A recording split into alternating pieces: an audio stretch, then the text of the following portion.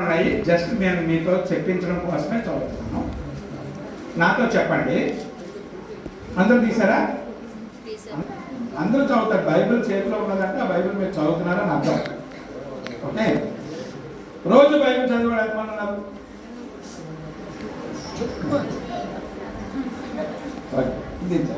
Next time. Okay,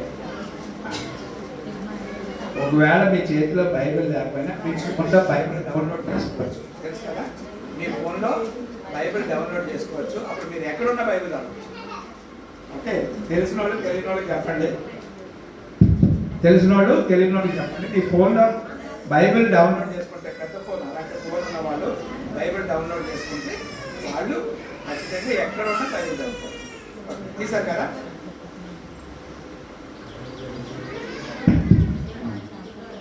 నాతో చెప్పండి.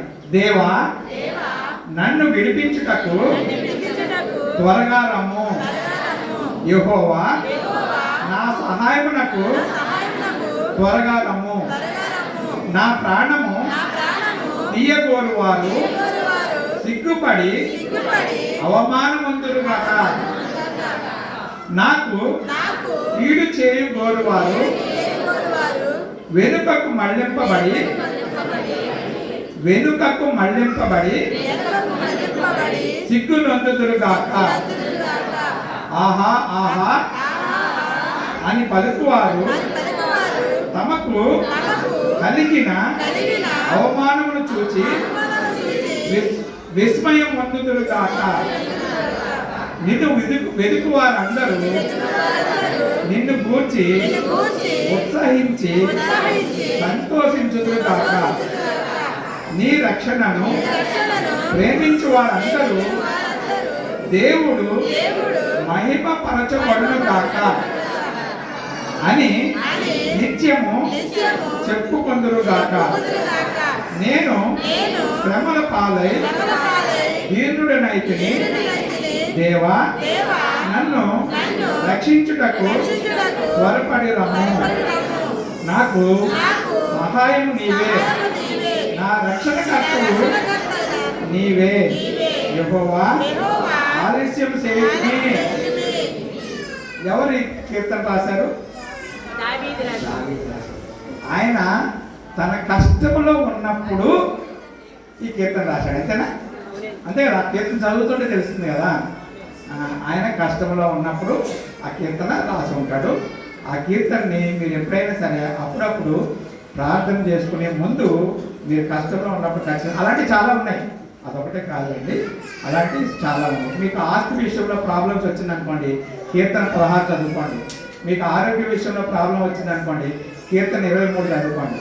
Okay, మీకు ఎవరైనా శత్రువుల వలన ప్రాబ్లం వచ్చిందనుకోండి, ఇప్పుడు కీర్తన 70 చదువుకోండి.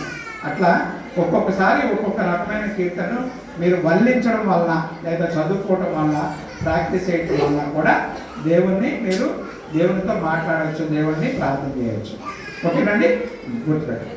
నెక్స్ట్, ఈ రోజు మీకు నేను చెప్పాలనుకుంటున్నా ఏంటంటే, ఏ వ్యక్తి లేదా ఏ ప్రవక్త, బైబిల్లో ఏ ప్రవక్త లేదా ఏ వ్యక్తి ప్రార్థన చేస్తే ఏమి రిజల్ట్ వచ్చింది అది మనం నేర్చుకుందాం ఈరోజు. దాన్ని బట్టి మనము ఏ విషయంలో మనం ఏ ప్రార్థన చేస్తే ఏ విధమైన రిజల్ట్ వస్తుంది. రిజల్ట్ అంటే తెలుసు కదా, ఫలితం అంటే జవాబు, దేవుడు మనకి ఇచ్చే జవాబు తెలుసుకుందాం. మొదటిది నేను ఇందాక చెప్పేసాను ఆల్రెడీ, నెహెమ్యా, ఎజ్రా వీళ్ళిద్దరి గురించి తెలుసుకున్నాం. చూడండి, నెహెమ్యా, మీరు నెహెమ్యా ఎన్ని అధ్యాయాలు ఉంటాయి ఒకసారి ఎవరైనా చెప్పండి. నెహెమ్యాలో ఎన్ని అధ్యాయాలు ఉంటాయి? ఇండెక్స్ తీస్తే తెలుస్తుంది. నెహెమ్యాలో ఎన్ని అధ్యాయాలు? 13 అధ్యాయాలు. ఈ 13 అధ్యాయాలు కూడా ఇశ్రాయేలీయుల్ని స్వస్థపరచడం అంటే వాళ్ళు రీఫార్మ్ చేయడం అంటారు. రీఫార్మ్ చేయడం అంటే వాళ్ళని తిరిగి దేవుళ్ళలోకి తీసుకురావడానికి ప్రయత్నం చేసిన గ్రంథం ఇది, నెహెమ్యా రాసిన గ్రంథం. అందులో 1:11 వచ్చిన ఎవరైనా చదవండి. 1:11 వచ్చిన ఎవరైనా చదవండి గట్టిగా. యెహోవా చెవి యొక్కి నీ దాసుడైన నా మొరను నీ నామము నా భయభక్తులతో గణపరచుట యందు ఆనందించు నీ దాసుని మొరను ఆలకించి ఈ దినమందు నీ దాల్చిన ఆలోచన సఫలపరిచి ఈ మనుషుడు నా యందు దయ చూపినట్లు అనుగ్రహించుము. చాలా. సో నెహెమ్యా ఇలా ప్రార్థన చేశాడు. సో దేవా, నేను ఇక్కడ ఇతని దగ్గర కేవలం ఒక గిన్నె అందించే, గిన్నె అంటే ఆయనకి డ్రింక్ కానీ అలాంటి అందించే, నీళ్ళు అందించే, గిన్నె అందించే వ్యక్తిని మాత్రమే, చిన్నవాడిని, చాలా చిన్నవాడిని, చిన్న జాబు నాది. అయినా సరే ఈ యొక్క రాజు అనేవాడు ఒక మనిషి మాత్రమే. నీ దృష్టిలో ఇతను, మా అందరి దృష్టిలో ఇతను రాజు, కింగ్ అయినప్పటికీ నీ దృష్టిలో ఇతను మనుషుడే. కాబట్టి ఈ మనుషుడు నా పట్ల దయ చూపించి నీ కార్యం చేయడానికి వీలుగా ఇతను నాకు పర్మిషన్ ఇచ్చేటట్లుగా నా ప్రార్థన ఆలకించు అని ఒక ప్రజా ప్రయోజనానికి సంబంధించిన విషయాన్ని దేవుని విషయంలో ప్రార్థన చేశాడు. దేవుని సన్నిధిలో ప్రార్థన చేశాడు. ఎవరు? నెహెమ్యా. ఇది చెప్పాను కదా ఇందాక. ఎలా ప్రార్థన చేశాడు? మోకాళ్ళలోనే ప్రార్థన చేశాడు. అది ఎజ్రా. ఈయన మోకాళ్ళలో మాత్రమే ప్రార్థన చేశాడు. నెహెమ్యా ప్రార్థన చేసి ఏం చేశాడు? నెక్స్ట్ డే డ్యూటీకి పోయాడు. అవునే కదండి. డ్యూటీకి పోతే అక్కడ రాజు అతని యొక్క ముఖాన్ని బట్టి రాజు గ్రహించాడు. అంటే ఏం చేశాడు? రోజు ముఖం చూస్తున్నాడు కదా. రోజు ముఖం చూస్తున్నాడా లేదా? చూస్తున్నాడు. రోజు అతని ముఖం చూస్తున్నాడు రాజు. అయినా సరే ఈ రోజు దేవుడు అతని హృదయంలో పనిచేశాడు. పనిచేయడం ద్వారా, అమ్మ మీరు చాలామంది వింటలేదమ్మా, చాలామంది వింటలేదు. వినని వాళ్ళని గుర్తుపెట్టుకొని నెక్స్ట్ టైం వచ్చినప్పుడు నేను గిఫ్ట్ వస్తాను. నువ్వు నవ్వుతున్నావు కదా, నువ్వే. పక్క వాళ్ళతో మాట్లాడవద్దు. ఎందుకంటే గుర్తుపెట్టుకోండి, దేవుని సన్నిధిలో మనం ఎంత మర్యాదగా ఉంటామో అంత ఎక్కువగా దేవుడు మనకి ఆశీర్వాదాలు ఇస్తారు. గుర్తుపెట్టుకోండి. మీరు పిల్లలతో ఆడొద్దు. పిల్లలు ఉన్న వాళ్ళు బయటికి తీసుకెళ్ళవచ్చు. అక్కడికి కింద కూడా ఉంది కదా, కింద కూడా మా ఒక సౌండ్ సిస్టమ్ ఉంది కాబట్టి, సౌండ్ బాక్స్ ఉంది కాబట్టి మీరు కిందకి వెళ్ళి ఆడుకుంటూ కూడా వినొచ్చు. కానీ దేవుని సన్నిధిలో ఉండేది 1-2 గంటలు. ఈ 1-2 గంటల్లో మన శరీరాన్ని, మన బాడీని మనం కంట్రోల్లో పెట్టుకోలేకపోతే వారం అంతా ఎలా పెట్టుకుంటాం చెప్పండి? వారం అంతా మన కంట్రోల్లో మన చేతులకు ఎలా ఉంటుంది? ఉండదు.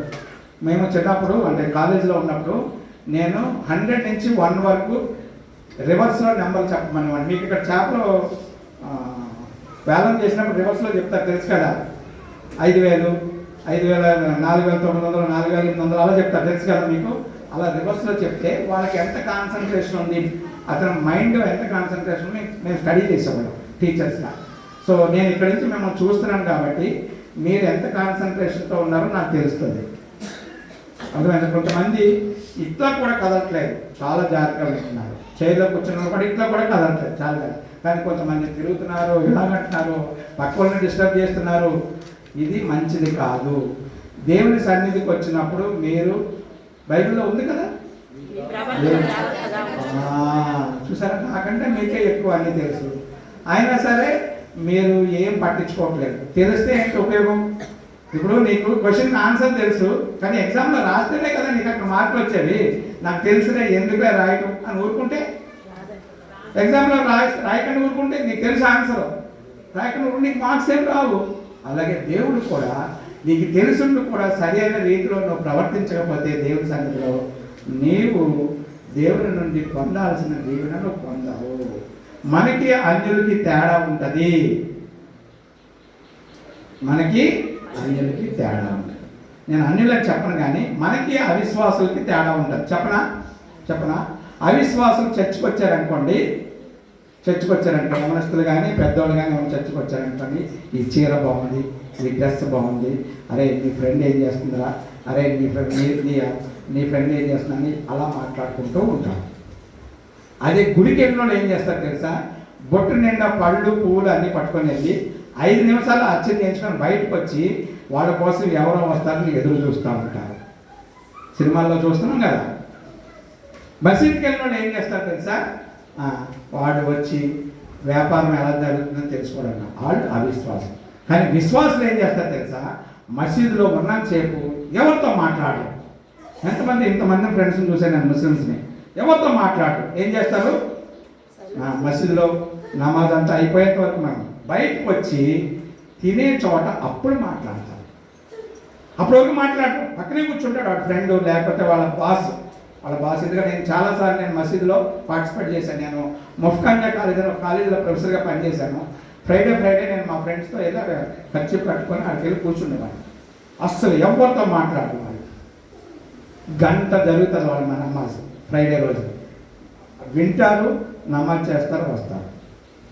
అలాగే సత్యసాయి సమితిలో కానీ ఓకే, మీరు అన్నీ చెప్తున్నాను మీకు. సత్యసాయి సమితికి వెళ్ళిన వాళ్ళు సత్యసాయి సమితిలో ఇలాగే కూర్చుంటారు. ఆ ప్రవచించే వ్యక్తి ఏం చెప్తాడో అదే ఉంటుంది. కింద పిల్లలు ఏం చేస్తున్నారు, లేదా పిల్లలు అల్లరి చేస్తుంటే కింద వదిలేస్తారు. వాళ్ళు కింద వాళ్ళకి ఒక సెక్యూరిటీ ఉంటుంది, వాళ్ళు వదిలేసి వాళ్ళు వింటారు. చర్చ్కి వచ్చిన వాళ్ళు కూడా 190 మంది అలా ఉంటారు. 10 మంది మాత్రమే సరిగా ఉండరు. వాళ్ళనే మనం అవిశ్వాసాలు. ఎక్కడో అవిశ్వాసాలు లేరండి, మనలో కూడా అవిశ్వాసాలు ఉన్నారు.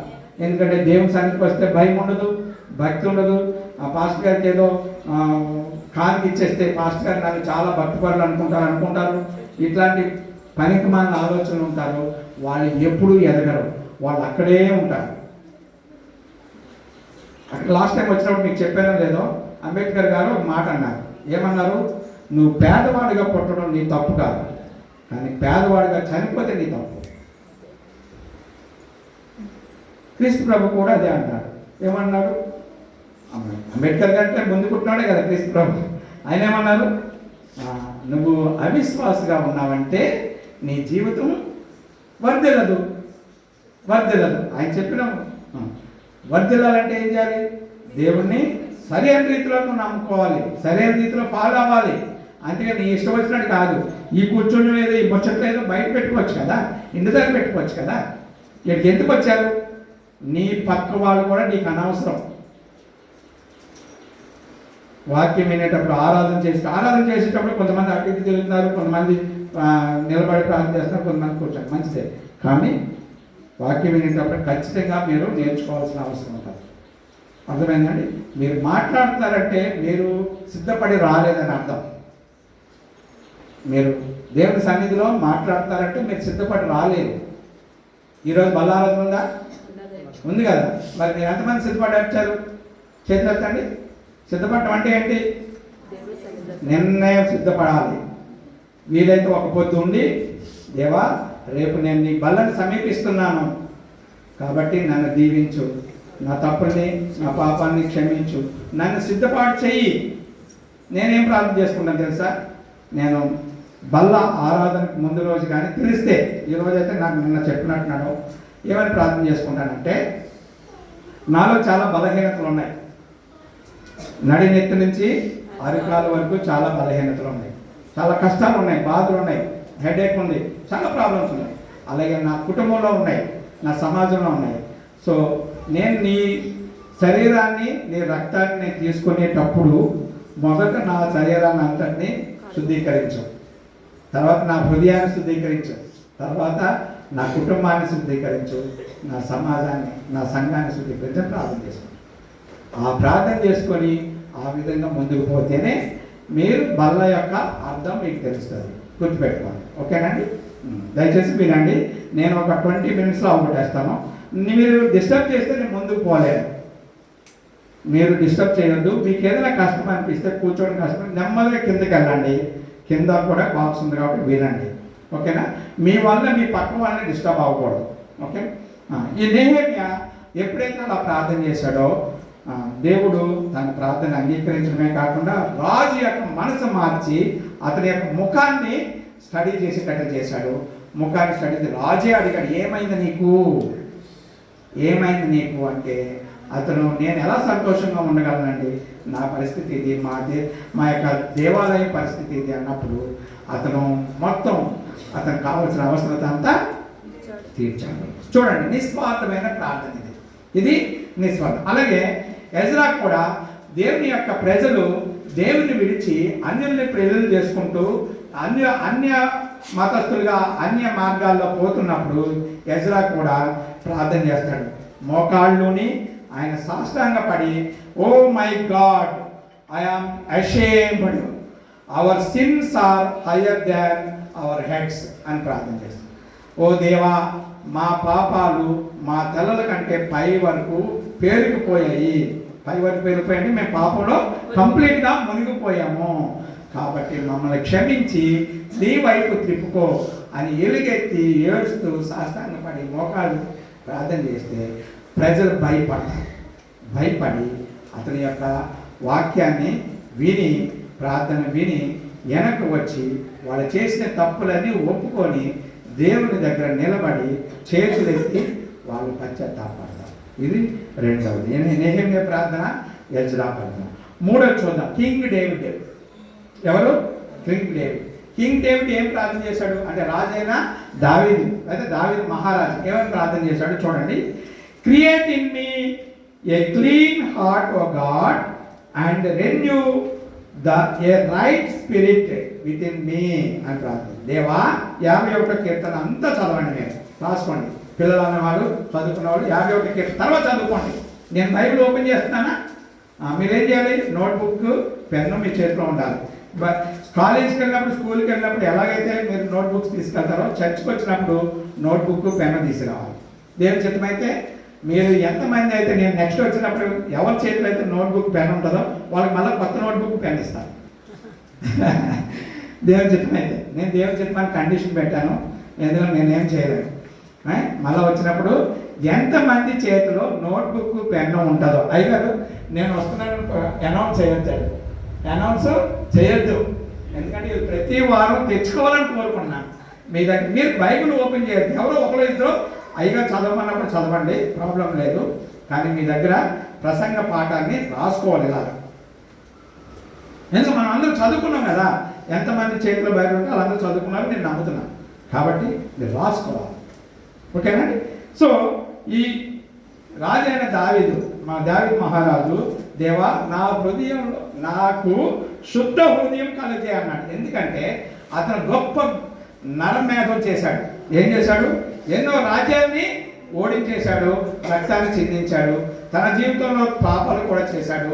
అంతేకాకుండా రకరకాలైన ఇబ్బందులు పడ్డాడు. కాబట్టి ఇవన్నిటి నుంచి నన్ను తప్పించడానికి నా హృదయంని ఒక నూతన హృదయంగా మార్చేసేయి అని ప్రార్థన చేసినప్పుడు దేవుడు అతనికి అది అనుగ్రహించాడు. అందుకే దేవుడు అతనికి ఒక బిరుదు కూడా ఇచ్చాడు. దావీదు దేవుని యొక్క హృదయానుసారుడు అంట. మీకు అందరికీ తెలిసింది, నేను మీకు గుర్తు చేస్తాను అంతే. దేవుని యొక్క అంటే ఉన్నట్టుగా దేవుని దగ్గర ఒప్పుకుంటాడు. తప్పు చేసావా? ఎస్ దేవా, నేను తప్పు చేశాను. వాడిని చంపేసావా? ఎస్ దేవా, నేను చంపేశాను. దేవా, నేను పలానా దేశానికి మీద దండెత్తుతున్నాను, వెళ్ళమంటావా? వెళ్ళమంటేనే వెళ్ళేవాడు, వద్దంటే మానేసేవాడు. అటువంటి యథార్థపరుడైన దావీదు కాబట్టి దేవుడు ఇంకొక గొప్ప వాగ్దానం చేశాడు. ఏం వాగ్దానం చేశాడు తెలుసా? ఈ భూమి ఉన్నంత కాలం నీ సంతానం విస్తరించడం అన్నది అబ్రహాంకే ఇచ్చాడు. నీ సంతానంలో ఒక్కరైనా మహారాజు అయి ఉంటాడు, ఒక్కరైనా రాజు ఉంటాడు. ఇప్పుడు నెతన్యాహు ఎవరు అనుకున్నారు? దావీదు సంతానమే. నెతన్యాహు ఎవరు? ఇజ్రాయెల్ దేశం యొక్క ప్రధానమంత్రి, అవునే కదా. మన దేశానికి వస్తాడంట త్వరలో. మన మోడీ గారు చాలా ఫ్రెండ్ అంట ఆయనకి. ఓకే, అంటే దేవుడు ఇజ్రాయెల్ కంట్రీని అబ్రహాంని బట్టి, దావీదుని బట్టి, ఇసాకుని బట్టి, వీళ్ళందరిని బట్టి దీవించాడు. ప్రపంచంలో ఏ టెక్నాలజీ అనేది వాడామంటే అది ఇజ్రాయెల్ టెక్నాలజీ, అవునే కదా. మనం ఇప్పుడు ఫోన్ వాడుతున్నామంటే అది ఇజ్రాయెల్దే, ఫ్యాన్ తిరుగుతుందంటే అది ఇజ్రాయెల్దే, ఈ స్లాబ్ వేసామంటే అది ఇజ్రాయెల్దే, మంది కాదు, మన తాటగిరిలే మనకి. మనకి దేవుడు అంత మేధస్సు ఇవ్వలేదు, వాళ్ళకి అంత అంతలా దీవించాడు దేవుడు. ఓకేనండి. ఇప్పటికి 3 వ్యక్తులు చెప్పాను. ఒకటి దావీదు మహారాజు, రెండోది నెహెమ్యా, మూడోది ఎజ్రా. 4వ వ్యక్తి జాషువా. మీకు జాషువా అని ఒక యెహోషువ అని ఒక గ్రంథం ఉంటుంది, ఆ గ్రంథం చదవండి. యెహోషువ 10వ అధ్యాయం అంతా చదవండి. అతను ఏమని ప్రార్థన చేస్తాడంటే, దేవా ఈ సూర్యుడిని ఆపేసేయి అని ప్రార్థన చేస్తాడు. చేశాడా లేదా? చేస్తే దేవుడు ఏం చేశాడు? ఆపేశాడు. సూర్యుడిని ఆపేశాడు. ఆపేసాడు. ఆపేసి ఇశ్రాయేలుకి ఏం చేశాడు? విజయాన్ని ఇచ్చాడు. అంతే కదా, సూర్యుడిని ఆపేసి ఇశ్రాయేలు జయించే వరకు, ఇశ్రాయేల్ విజయం పొందేంత వరకు సూర్యుడిని ఆపేశాడు. చూడండి ఎంత గొప్ప దేవుడో, ఎంత గొప్ప ప్రవక్త అతను. ప్రవక్తే కదా, నాయకుడు కదా. మోషే తర్వాత ఎవరు? యెహోషువ కదా ఇశ్రాయేల్ నడిపించింది. మోషే ఒక ప్రవక్త అయితే యెహోషువ ఇంకో ప్రవక్త. యెహోషువ కుటుంబం చాలా పేద కుటుంబం, పెద్ద డబ్బులున్న కుటుంబం ఏం కాదు. మోషే కుటుంబం కూడా పేద కుటుంబమే. కానీ మోషేను ఒక రకంగా వాడుకుంటే దేవుడు యెహోషువను ఇంకో రకంగా వాడుకోవడం జరిగింది. ఓకే, తర్వాత దానియేలు. ముగించేస్తాను, సరిగా వినండి. నెక్స్ట్ ఎవరు? దానియేలు. దానియేలు ఏం ప్రార్థన చేశాడంటే, O Lord forgive, O Lord hear and act. దేవా, నువ్వు నన్ను మమ్మల్ని క్షమించు, నీవు పని చేయి. నువ్వు పని చేయి అంటే దేవుడు పని చేయట్లేదనా? కాదు, ఈ విషయంలో పని చేయి, ఈ విషయంలో పని చేయి అని దేవుడు ప్రార్థన చేస్తే అతని దగ్గరికి దేవుడు ఏకంగా గాబ్రియల్ అనే దూతనే పంపించాడట. ఎవరు పంపించాడు? గాబ్రియల్ అనే దూతనే పంపించి అతన్ని మళ్ళా రివైవ్ చేశాడు, రిస్టోర్ చేశాడు. అంటే నేను ఏం చేస్తాను, మళ్ళా ఉత్తేజాన్ని కలిగజేశాడు, ఆయన్ని రక్షించాడు, ఆయన మళ్ళా వాడుకోవడం జరిగింది. తన నామ ఘనత కొరకు దేవుడు దానియాల్ని మళ్ళా వాడుకోవడం జరిగింది. తర్వాత వీళ్ళందరికంటే ముందోడు ఒకడు ఉన్నాడు, ఆయన పేరు ఏంటంటే యాకోబు. యాకోబు ప్రార్థన చేశాడా? ఏమని ప్రార్థన చేశాడు? ఈ రాత్రి నువ్వు నన్ను దీవిస్తేనే కానీ నిన్ను విడిచిపెట్టే క్వశ్చనే లేదు. అంటే నిన్ను విడిచిపెట్టే అవకాశమే నేను నీకు ఇవ్వను అని కాళ్ళు పట్టుకొని గట్టిగా పట్టుకొని ఉంటాడు దేవుణ్ణి. చూడండి, దేవుడి దగ్గరికి దేవుడు మనిషి రూపంలో అతని దగ్గరకు వస్తే అతను నువ్వు నన్ను దీవిస్తేనే కానీ నేను వదిలే క్వశ్చనే లేదంటే దేవుడు ఏం చేశాడు? అతన్ని దీవించాడు. ఆదికాండం 32 అధ్యాయం అంతా చదవండి. ఆదికాండం 32 చూడండి. నెక్స్ట్ ఇప్పటికి 6 వేయాలి. 7వ వ్యక్తి పరిశుద్ధుడైన పౌలు. పరిశుద్ధుడైన పౌలు గారు తెలుసు కదా మీకు. ఆయన ఒక అన్యుడు, శతాధిపతి, గొప్ప రాజు, తర్వాత రాజు అంతటి వాడు. క్రైస్తవులు అనగానే ఏం చేస్తున్నాడు? టప టప టప నరికేస్తున్నాడు, కొట్టేస్తున్నాడు, చంపేస్తున్నాడు, భయపెట్టేస్తున్నాడు. ఎక్కడ క్రైస్తవులు ఉన్నారని తెలుసుకుని అక్కడ దగ్గర పోతున్నారు. ఇప్పుడు ఈ రోజుల్లో చేస్తున్నాం కదా, ఆర్ఎస్ఎస్, బజరంగ దళ్, ఈ రాధా మనోహర్ దాస్ బ్యాచ్, వీళ్ళందరూ ఏం చేస్తున్నారు? ఎక్కడ క్రైస్తవులు ఉంటే అక్కడ పోతున్నారు, పడతారు. కానీ వీళ్ళు చేసేది కుటిలత్వంతో కూడిన పని చేస్తున్నారు. ఏం చేస్తున్నారు తెలుసా? ఎక్కడ ఎస్సీ క్రైస్తవులు ఉంటే అక్కడికే పోతున్నారు. బీసీ క్రైస్తవుల దగ్గర పోతలేదు, ఓసీ క్రైస్తవుల దగ్గర పోతలేదు. అంతే కదండి. సతీష్ కుమార్ గారు ఎవరు? ఓసీ క్రైస్తవులు. స్టీఫెన్ పాల్ గారు ఎవరు? ఓసీ క్రైస్తవులు. శ్యామ్ కిషోర్ గారు ఎవరు? పెద్ద పెద్ద పాస్టర్ల దగ్గరికి వీళ్ళు పోవట్లేదండి. వీళ్ళు పోవట్లేదు. ఎందుకు పోవట్లేదంటే వాళ్ళందరూ డబ్బులు ఉన్నవాళ్ళు. అవసరమైతే రౌడీలు పెట్టి తిరిగి కొట్టిస్తారు. మనందరూ డబ్బులు లేనివాడు కాబట్టి మనం, కానీ డబ్బులు ఉండక్కర్లేదండి. మన చేతిలో ఏముంది? ప్రార్థన ఉంది. మన చేతిలో ఏముంది? బలం ఉంది. మన కష్టజీవులం కదా, బలం ఉంది. దేవుని కోసం ఒకరిని చంపైనా సరే నిలబడాలి, ఒకరిని చంపైనా సరే చచ్చిపోవాలి. మనం గుర్తుపెట్టుకోండి. ఇదివరకు రోజులు కాదు, ఈ చంపేస్తే ఈ చంపే మన రోజులు కాదు. ఇప్పుడు ఏం చేయాలి? నేను ఇలా బోధిస్తున్నాను, మీరు ఏమనుకోవద్దు. ఇప్పుడు ఏం చేయాలి? ఒక చంపిస్తే ఇంకో చంపేవండి, కానీ ఇంకోసారి కొడితే మూడో చంప ఎక్కడి నుంచి ఇస్తాం? కాబట్టి మూడో చంప ఎవరి దగ్గర ఉంది? వాడి దగ్గర ఉంది. కాబట్టి మూడో చెంప పగలగొట్టాల్సిన అవసరం మనకు ఉంది.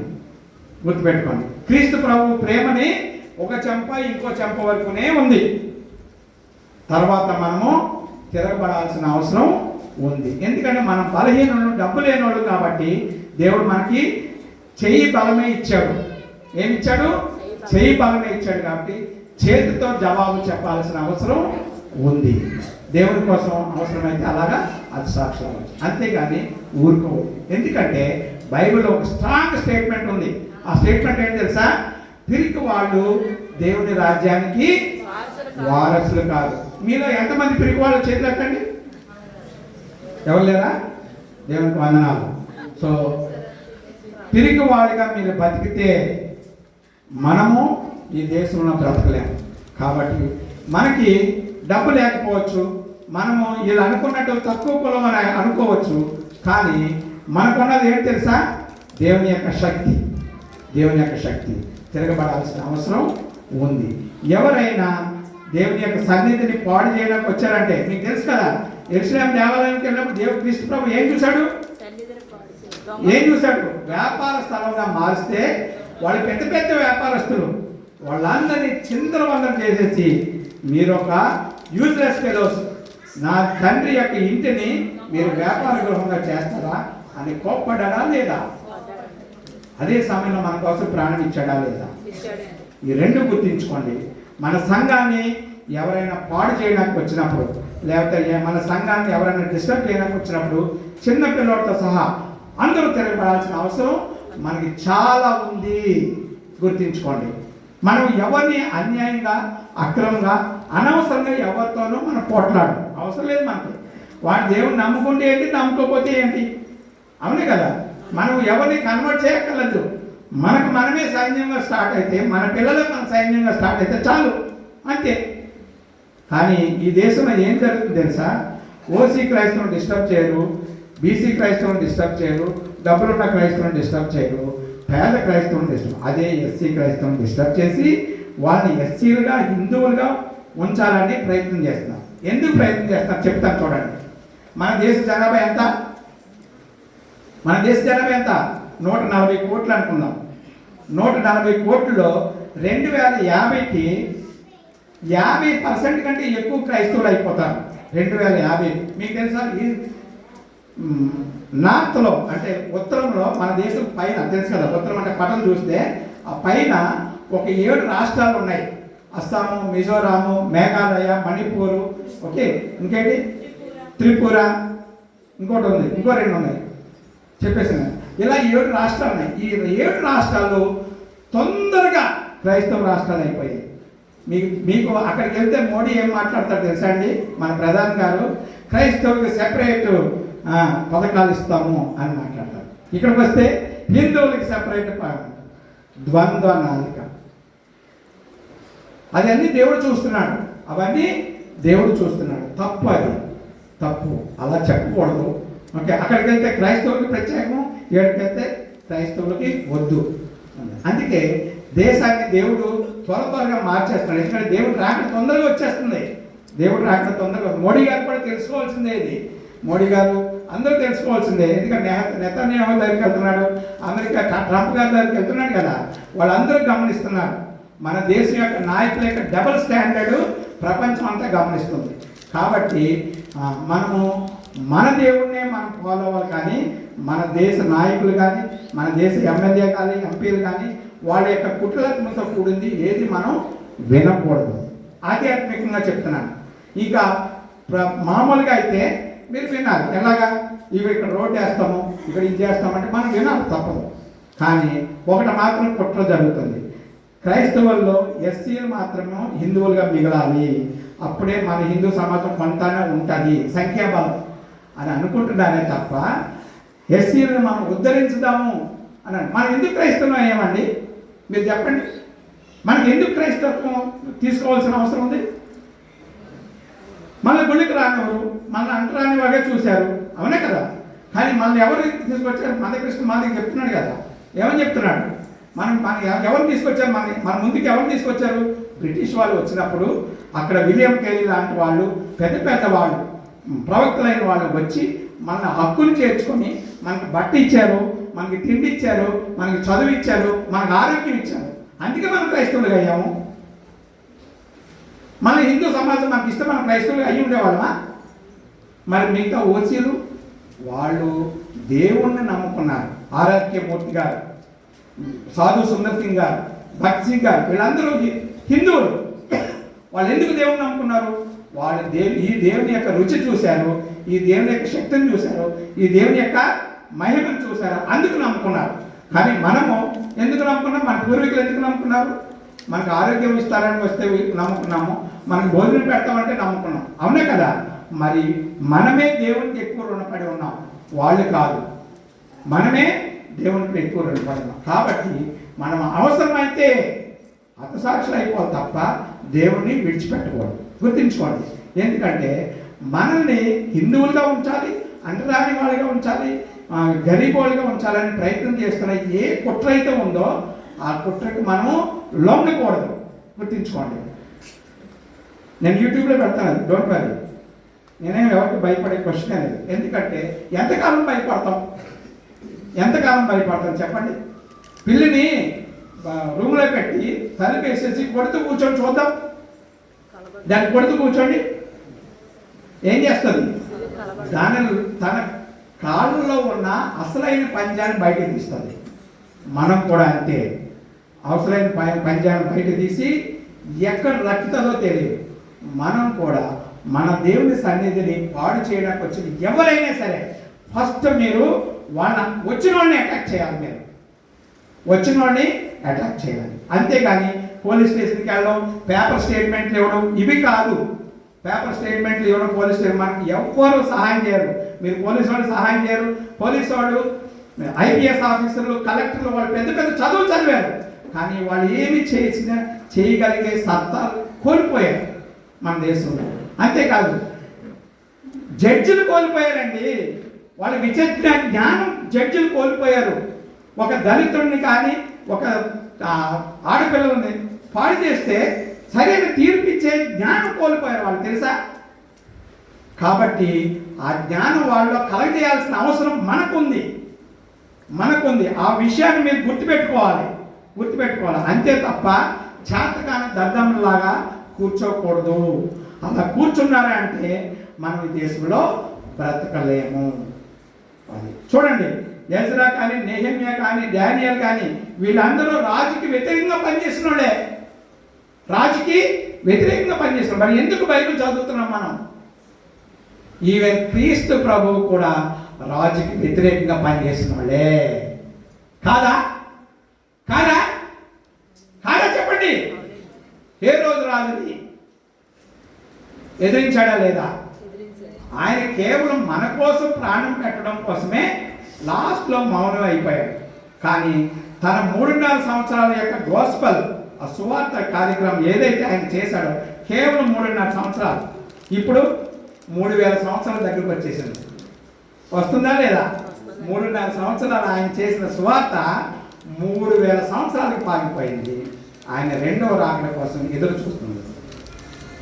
ఆయన యొక్క సువార్త రెండవ రాకడ కోసం ఎదురు చూస్తుంది. అంటే మనం ఎదురు చూస్తున్నాం. కాబట్టి చేతకాని దద్దమ్మలాగా ఉండడానికి వీలు లేదు. మీరు ఎక్కడైనా ఒంటరిగానైనా సరే మీరు ఎదిరించి తీరాల్సిందే. ఎందుకంటే నిన్ను మిస్లీడ్ చేస్తున్న వాళ్ళు నీ మీద కుట్రపడుతున్నారు. పని మంచి చేస్తే ఓకే, నీ మీద కుట్రపడుతున్నారు. నిన్ను మిస్లీడ్ చేస్తున్న వాళ్ళు నిన్ను హింసిస్తున్నారు. నిన్ను మిస్లీడ్ చేస్తున్న వాళ్ళు నీ పట్ల అసభ్యంగా ప్రవర్తిస్తున్నారు. ఎందుకు వాళ్ళకి లొంగు ఉండాలి? వాళ్ళు మంచి చేస్తే లొంగుండ తప్పలేదు. ఇప్పుడు నాకు చాలాసార్లు నాకు ముస్లిం ఫ్రెండ్, నువ్వు నీ కంపెనీకి నేను 20 కోట్లు ఇప్పిస్తా, నువ్వు వస్తే ముస్లింలోకి వచ్చేస్తాను. సరదాగా అన్నాడా నిజమానికి తెలియదు. అలాంటి వెళ్ళిపోయినా, అంటే నేను వెళ్ళిపోమని చెప్పట్లేదు, అలాంటి వాళ్ళకి వెళ్ళిపోయినా తప్పలేదు. నీకు మంచి చేస్తున్నవాడు దగ్గర, నీకు చెడు చేస్తున్నవాడు దగ్గర నువ్వెందుకు వెళ్ళాలి? నీ చెడు చేస్తున్న వాడిని హింసిస్తుంటే నువ్వెందుకు భరించాలి? అవునే కదండి. కాబట్టి మనలో పౌరుషం నిండి ఉండాలి. గుర్తుపెట్టుకోండి, పౌరుషం నిండి ఉండాలి. అప్పుడు పౌలుని దేవుడు అలా చేసినందుకే దేవుడు శిక్షించి రక్షించుకున్నాడు. ఇప్పుడు మన పట్ల వ్యతిరేకంగా ఉన్న వాళ్ళని కూడా దేవుడు ఏం చేయబోతున్నాడు? వాళ్ళని శిక్షించబోతున్నాడు, శిక్షిస్తాడు. తప్పు చేసినందుకు శిక్ష ఉండాల్సిందే. తర్వాత ఆయన యొక్క మహాదయ వలన రక్షిస్తాడు. గుర్తుపెట్టుకోండి. తర్వాత ఇంకా చివరి ఇద్దరు గురించి చెప్పి ముగిస్తాను. 8వ వ్యక్తి సాధు సుందర్ సింగ్ దేవుడికి చాలా వ్యతిరేకంగా పనిచేశాడు. చివరికి ఆయన ఏమని ప్రార్థన చేశాడంటే, oh my Lord Jesus, reveal yourself to me and show me the true way అని ప్రార్థన చేశాడు. అంటే యేసయ్యా, నీవు నాకు కనపరచుకో, నువ్వు నిజమైన దేవుడు అయితే నాకు కనపరుచుకో, నాకు కనపడు, నాకు మంచి మార్గాన్ని చూపించు. ఎందుకంటే అప్పటి వరకు ఆయన సాధు సుందర సింగ్ అన్న వ్యక్తి చాలా వ్యతిరేకంగా పౌలు గారు, మన బైబిల్లో పౌలు గారి గురించి ఎలా రాసిందో ఇప్పుడు హిస్టరీలో సాధు సుందర సింగ్ గురించి కూడా అలాగే రాసింది. అప్పుడు దేవుడు అతనికి కనపరుచుకోవడమే కాకుండా క్రీస్తు ప్రభు పట్ల ఒక గొప్ప విజన్ దర్శనాన్ని ఆయన ఇస్తే తర్వాత సంవత్సరాలన్నీ, ఆయన బ్రతుకున్న సంవత్సరాలన్నీ కూడా ఆయన దేవుని కోసం పనిచేశాడు. గుర్తించుకోండి. అలాగే భగత్ సింగ్ గారు అయితే ఏకంగా బైబిల్ని కాల్ చేశాడు భగత్ సింగ్ గారు. కానీ ఆ తర్వాత దేవుని యొక్క కృపను పొందుకొని ఆయన ఏం చేశాడు తెలుసా అండి? దాదాపు ఒక 30,000 సంఘాలని ప్రపంచవ్యాప్తంగా కట్టాడు. ఆయన పెద్ద సంఘం ఎక్కడంటే హైదరాబాద్. నేను చదువుకున్న రోజుల్లో ఆయన చూడడానికి పోయాను, కేవలం ఆయన చూడడానికి పోయాను. నేను హైదరాబాద్ నేను చూసే సమయంలో ఆయనకు మాట లేకుండా 5 సంవత్సరాలు బతికాడు. రోజు తయారు చేసేవారు, తీసుకొచ్చారు, చర్చిలో కూర్చోబెట్టేవారు, వీళ్ళు ప్రార్థన చేసేవారు, వాక్యం చెప్పేవారు, వచ్చిన వాళ్ళకి ప్రార్థన చేసేవారు. ఓకే, సో ప్రార్థన చేసి అలా. సో ఈ యొక్క భగత్ సింగ్ అనే వ్యక్తి దేవునికి చాలా వ్యతిరేకంగా పనిచేయడమే కాకుండా బైబిల్ ఇస్తే బైబిల్ చింపేసి కాల్ చేశాడు, కాళ్ళతో తొక్కేశాడు. అటువంటి వ్యక్తి దేవునికి లోబడి దాదాపు 30,000 సంఘాలు ప్రపంచం అంతా తిరిగి కట్టి ఆయన దేవుని సన్నిధికి చేర్చుకోబడ్డాడు. ఓకే అండి. అలాగే ఈ మధ్య బిల్లీ గ్రాహం గారు, ఈయనైతే దేవునికి వ్యతిరేకంగా పనిచేయలేదు, కానీ ఈవెన్ ప్రార్థన చేశాడు, దేవా నన్ను వాడుకో, నేను కూడా అలా ప్రార్థన చేస్తాను. దేవా ఇంతకాలం నా కోసం, నా కుటుంబం కోసమే బ్రతికాను, ఇప్పుడు నన్ను వాడుకో అని ప్రార్థన చేస్తున్నాను. సో మీరందరూ కూడా పౌరుషం కలిగి జీవించాలని నేను మిమ్మల్ని అందరినీ ప్రార్థనాపూర్వకంగా కోరుకుంటున్నాను. ఎందుకంటే ఇంకా గడ్డు రోజులు వస్తున్నాయి, మనకు చాలా క్లిష్టమైన రోజులు వస్తున్నాయి. మీరు పిరికి వాళ్ళుగా పారిపోతే దేవుని రాజ్యానికి వారసులుగా, నేను చెప్పిన మాట కాదు, ఇది బైబిల్లో ఉంది. పిరికి వారు దేవుని రాజ్యానికి వారసులు కాదు.